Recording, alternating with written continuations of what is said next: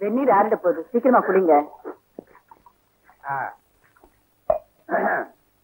நேற்று சமைஞ்ச புள்ள, நெய் சோறு தின்னும் புள்ள, பார்த்துக்கிட்டு போற புள்ள, உன் பல்வரிச பகட்டு தடி.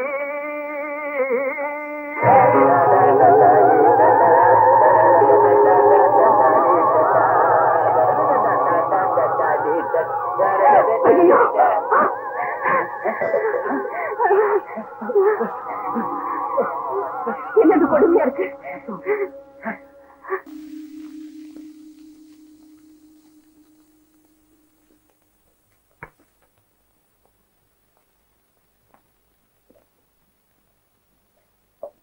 சாப்பிடுங்க.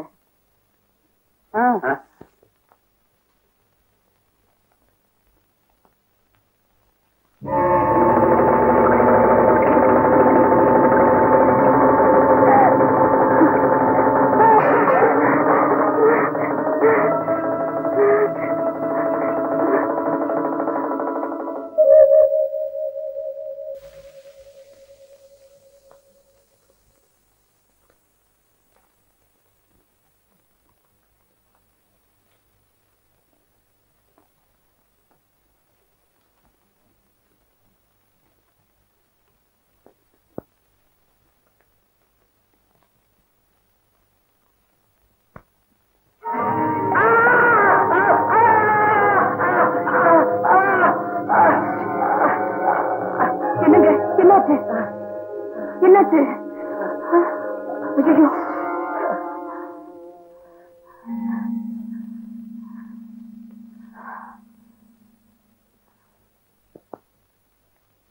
அத்தா, இது என்ன மாயம்? யாரோ ஏவல் செஞ்சு விட்ட மாதிரி இந்த வீட்டுல திடீர்னு ஏதேதோ நடக்குது. இந்த சித்திரவதையெல்லாம் அனுபவிக்கிறதுக்கு நான் என்ன அத்தா பாவம் செஞ்சேன்?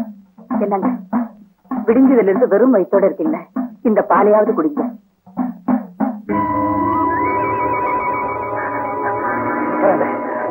வராது, என் பக்கத்துல வராது.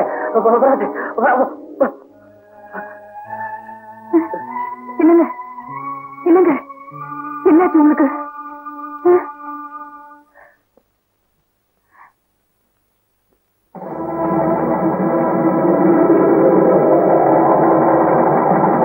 உன்னை கும்பிட்டு கேட்டுக்கிறேன், என் புருஷனை இப்படி சித்திரவதை செய்யாது. என் மாங்கல்யத்தை காப்பாற்று. நீ மனைவி ஸ்தானத்தை காப்பாற்றிக் கொள்ள வேண்டும் என்றால் தாய் ஸ்தானத்தை இழந்தே ஆக வேண்டும். இதில் வேறத்தக்க இடமே. அவசரம் ஒன்றுமில்லை, நிதானமாக யோசித்து ஒரு முடிவு. என்ன சொல்லுகிறார்?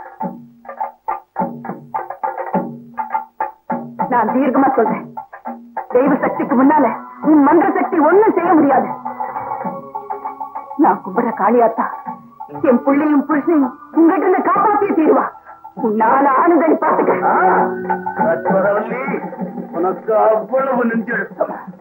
உன் புருஷனை உனக்கு எதிராக திருப்பி காட்டி நான் இந்த காரியத்தில் வெற்றி அடைந்தேன்.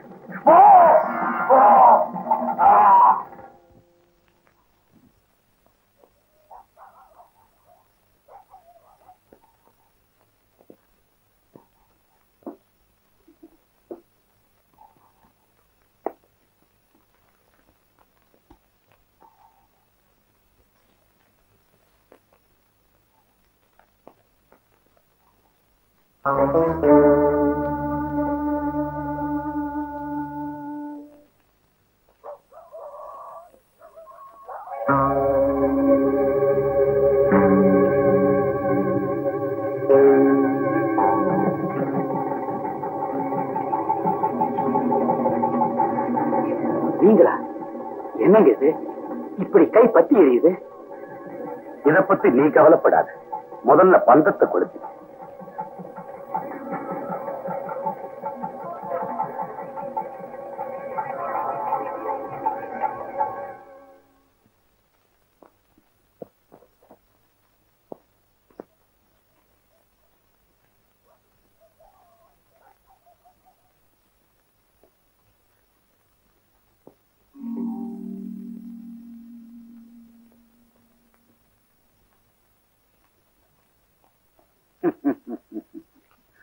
சுடர் விட்டு பிரகாசமா எரியுது நீ ஏற்றி வச்ச தீபம்.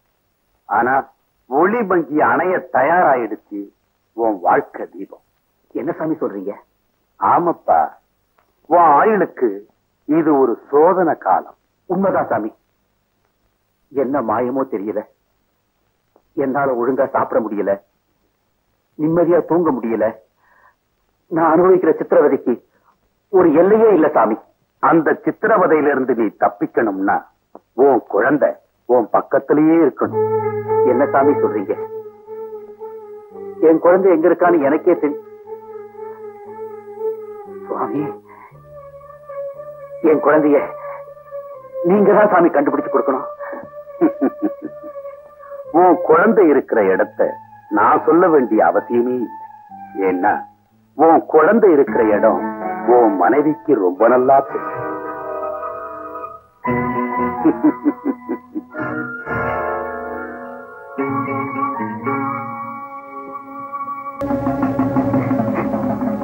காளியாத்தா, அவசரப்பட்டு போயிட்டு இருக்கிற என் புருஷனுக்கு எந்த ஆபத்தும் வராம காப்பாத்தாத்தா. என் மங்கலத்தை காப்பாத்து.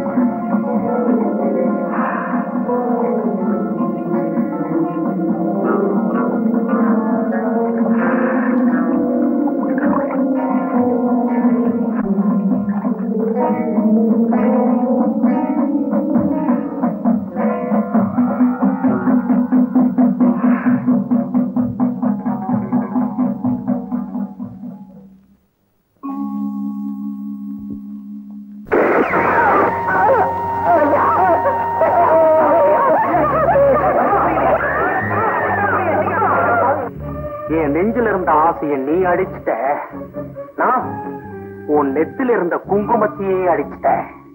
அட கல்லுக்காரா, என்ன கல்ல எடுத்த அன்னைக்கே இப்படி உதவி ஆக்கிட்டியே. நீ நல்லா இருக்கியா? அழுதுட்டிய.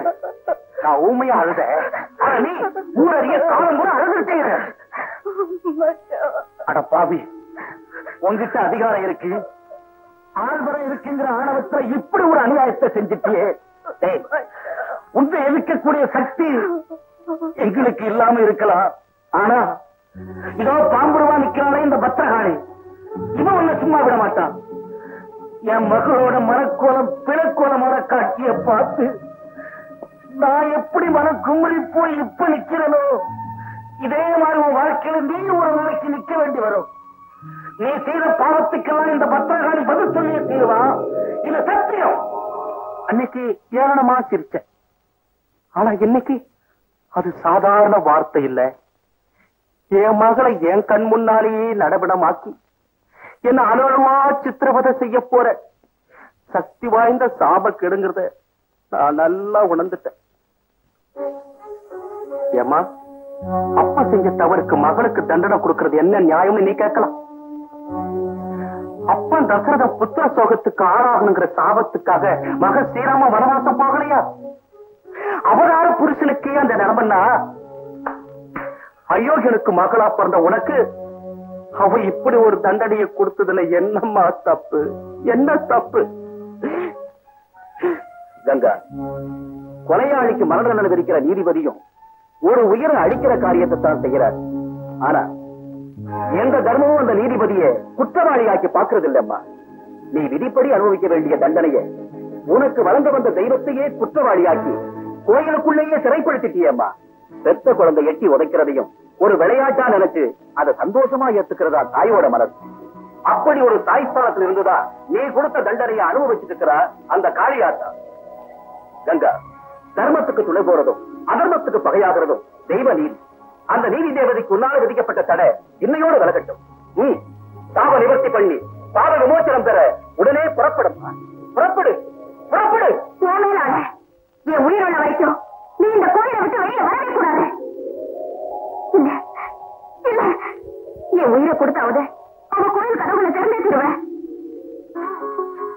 அப்பா என்னப்பா அந்த நிலாவே பாத்துக்கிட்டு இருக்க? இது வழக்கமா வர பௌர்ணமி இல்லப்பா, நம்ம வனவாசத்துக்கு முற்றுப்புள்ளி வைக்க வந்திருக்க பௌர்ணமி. உனக்கு புரியாது. நம்ம இந்த காட்டுக்கு வந்து 60 பௌர்ணமி காலமாவது. அதுவும் இல்லாம இன்னையோட உன் தோஷமும் விலகுது. என்னப்பா சொல்ற?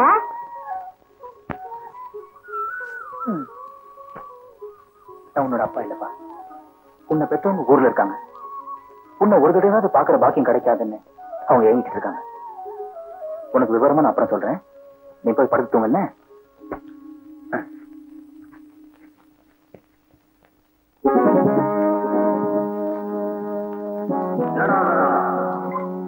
உன்னுடைய அதிர்ஷ்டம் அந்த குழந்தை தெய்வ சக்தி நிறைந்த இடத்தை விட்டு இப்பொழுது வெளியே வந்துவிட்டது.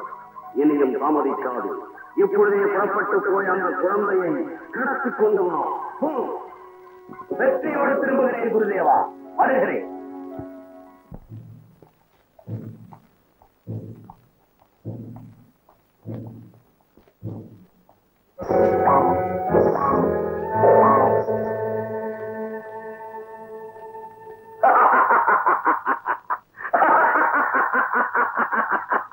மறைஞ்சிருந்து இப்படி மந்திரத்தால தாக்குறது குழக்கணும்.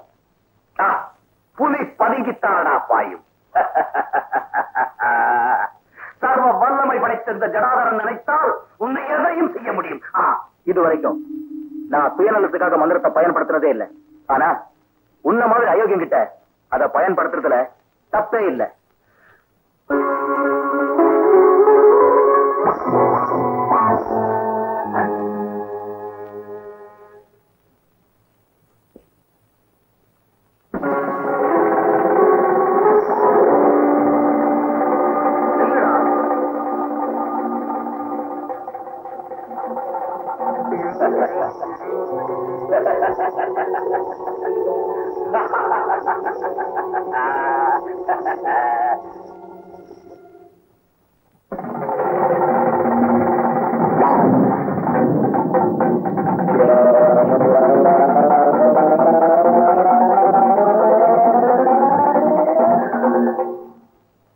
இவ்வளவு சாமர்த்தியமா உனக்கு? பார்க்கிறேன் அதையும்.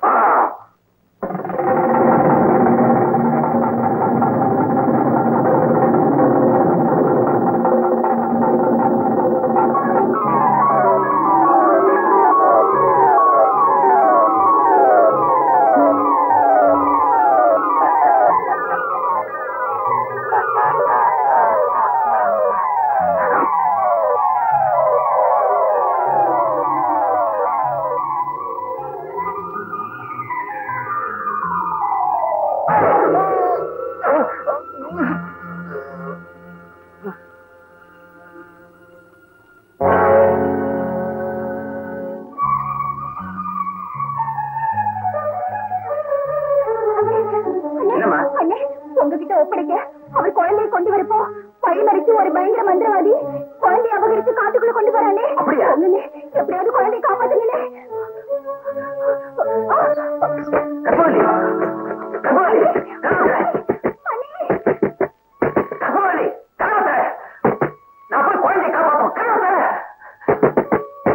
உங்களை கையெடுத்து கும்பிட்டு கேட்டுக்கிறேன். நீங்க அங்க போக கூடாது. அவனுடைய மந்திர சக்திக்கு முன்னால எந்த மனித சக்தியாலும் ஒண்ணும் செய்ய முடியாது.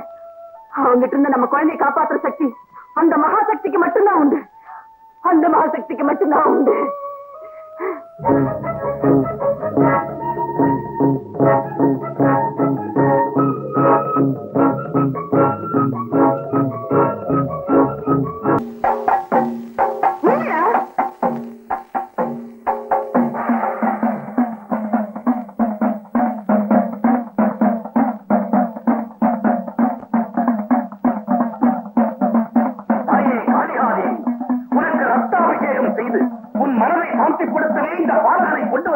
பலி வாங்குறதாண்டா.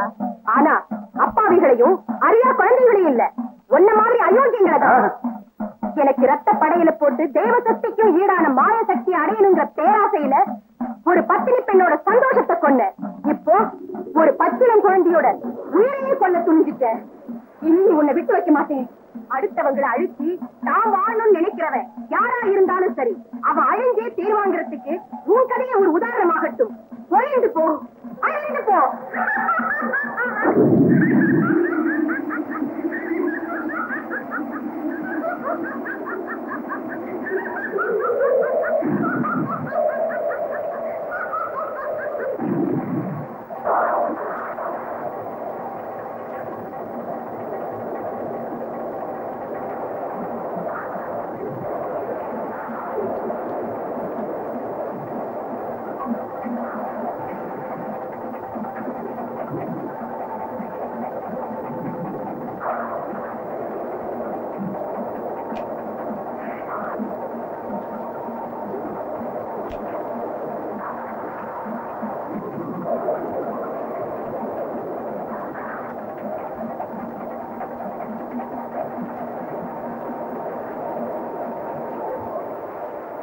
விதி தோஷங்கிற மூட நம்பிக்கை நம்பி எங்ககிட்ட இருந்து எங்க குழந்தைய 5 வருஷமா பிரிச்சு கொண்டு போயிட்டீங்களே.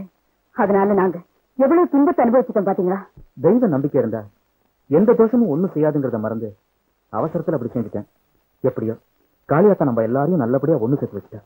அஷ்டதிக்கிலும் ஆட்சி செலுத்தும் இஷ்ட தெய்வமே காளியம்மா,